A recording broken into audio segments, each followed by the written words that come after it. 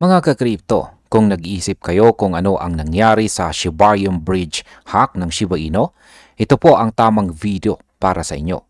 Halos 3 buwan matapos po ang hack nitong September 2025, isang on-chain investigator na si Shima ang nakatuklas ng buong rota ng stolen funds dahil sa isang maliit na pagkakamali ng attacker. Sa kanyang X-thread, ipinaliwanag niya kung paano po niya sinundan ang bawat transaction mula sa hacker's main wallet hanggang sa KuCoin deposit addresses. Ang discovery na ito ay mahalaga, hindi lang para sa Shiba Inu team, kundi para sa lahat ng biktima at sa market na naghahanap ng transparency at hustisya. At yan po ang siyang ating pag-uusapan sa video na ito at simulan po natin sa ating unang katanungan kung ano po ba ang unang hakbang ni Shima sa pag-trace ng stolen funds. Ayon po kay Shima, nagsimula po siya sa main exploit wallet ng attacker at siyam na dumping wallets na tumanggap ng stolen assets. Ginamit niya ang Metas loot chart upang makita ang orange cluster na nagpakita ng original Shibarium Bridge exploit.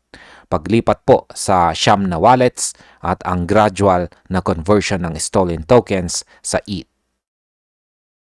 Ang pattern na ito ay nagbigay po ng unang palatandaan kung paano po gumalaw ang assets. Pagkatapos, ang 260 ETH ay naipadala sa Tornado Cash upang i-obscure ang trail. Pero may mali sa transfer na nagbigay kay Shima ng sapat na impormasyon para i-connect ang lahat ng mga wallets hanggang kay KuCoin. Dito po nagsimula ang breakthrough sa investigation. Ngayon ay ano po ang naging malaking pagkakamali ng attacker?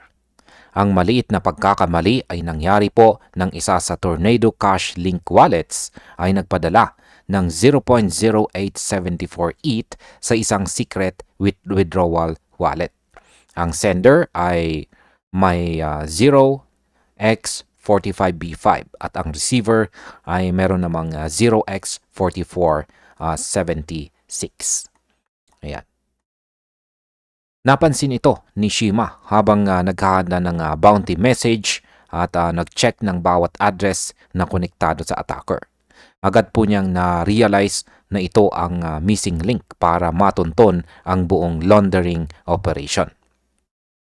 Mula rito ay na-trace po niya ang bawat transaction sa 0x4476 at natuklasan po niya ang malaking cluster ng Tornado Link withdrawal wallets. Ang simpleng transfer na ito ay nagbukas po ng buong mapa ng paggalaw ng stolen funds mula Shibarium hanggang KuCoin. Paano naman po nag-flow ang stolen funds kay KuCoin? Pagkatapos dumaan sa Tornado Cash at ilang intermediary wallets, napunta ang assets sa KuCoin deposit addresses.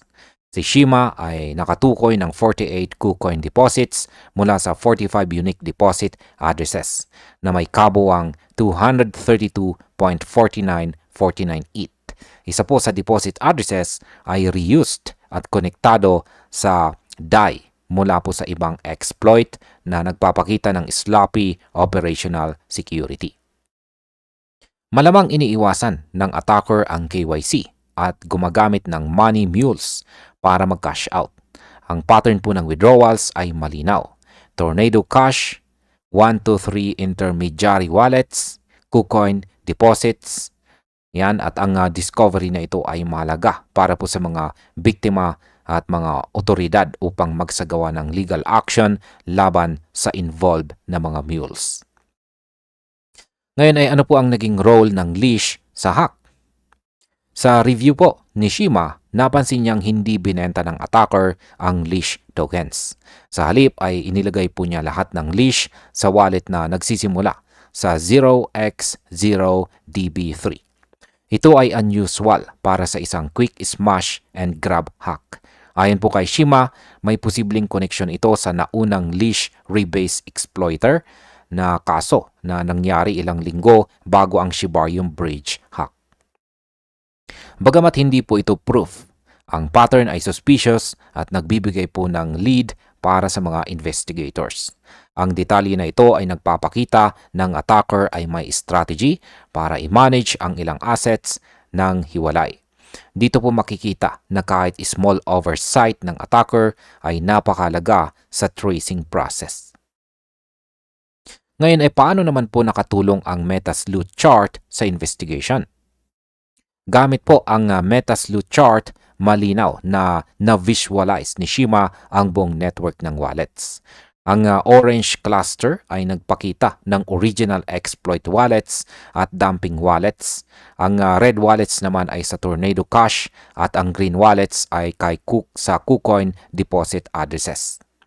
Ang color-coded network ay nagbigay po ng madaling pagsubaybay sa flow ng funds. Sa ganitong paraan, na-connect niya ang bawat stage ng laundering mula sa hacker, papuntang Tornado Cash, papuntang intermediary wallets, at papuntang KuCoin. Ang chart ay nagsilbing roadmap para sa Shiba Inu team at law enforcement upang mag-file ng reports at i-freeze ang funds. Dito makikita ang kahalagahan ng on-chain investigation tools sa crypto security. Ngayon ay bakit po ba mahalaga ang cooperation ng KuCoin? Ayon po kay Shima, nakipag-ugnayan sila sa KuCoin Fraud Department pero humingi ang exchange ng law enforcement case number bago kumilos. Dahil dito, na-delay po ang pagsuspende o freezing ng accounts.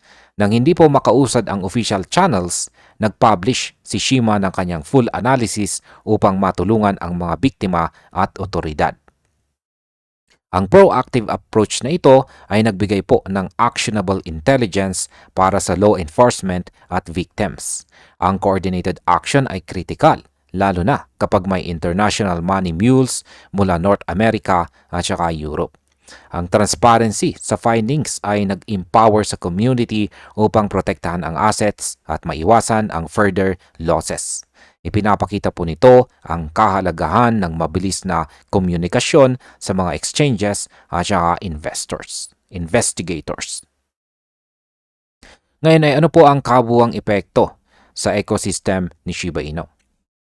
Ang Shibarium Bridge hack ay kumompromiso sa 10 out of 12 validator keys.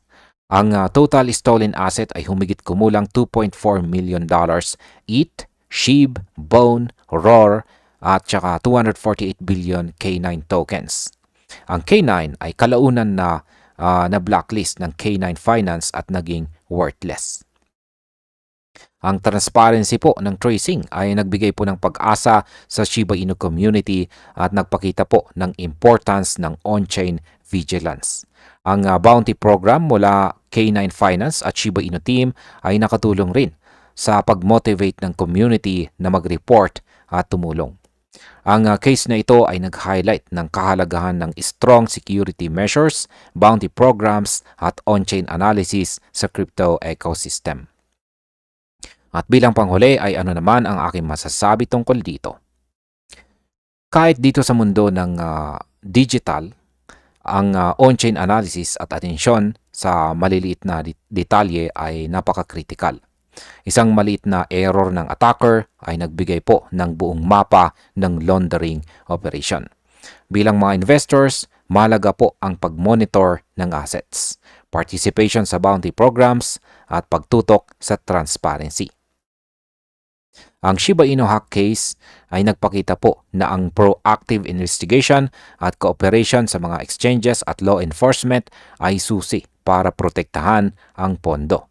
Sa crypto, ang knowledge at saka vigilance ang siyang pinakamalakas na depensa.